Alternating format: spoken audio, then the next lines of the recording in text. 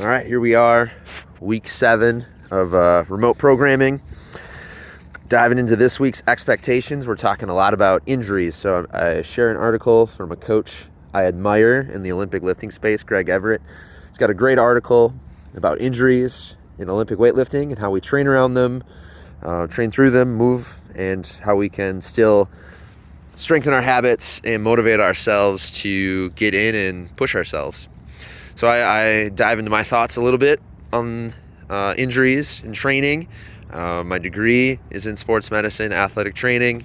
I've been doing fitness coaching, performance coaching for over a decade now, and there's no way we can avoid it completely. Injuries can happen, shit happens, even with the best training, best genetics.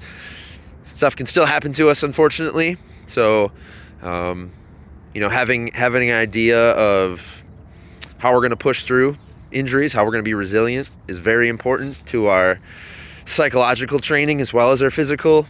Just from experience, I have a right shoulder that I dislocated in football.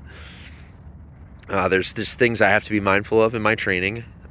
Be smart, remove the ego in order to not aggravate that. The shoulder capsule is stability is just not there, so it's taken a lot of strength training, a lot of mindful training to get the appropriate muscles where they need to be to provide stability to that joint. I've got a pre-existing back injury from childhood that just through stupid training when I was younger aggravated it, probably did a little bit further damage. So that was something that flared up this week on myself.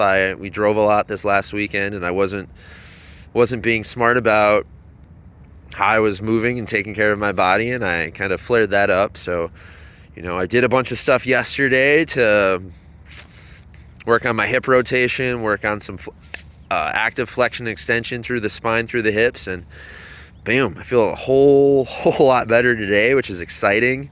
Knowing that those things work, putting them into practice, and a lot of that stuff goes into my programming, my coaching, how I create the flow for these programs, and always being mindful of just areas our bodies need a little extra love instead of just burning calories and this, that, and the other thing, and sweating and all that nonsense. Like, what do our bodies actually need to function not only healthy but at a high level? So a lot of that goes into the programming, which is why I love compliments where people are like, it's so unlike anything I've done in the past.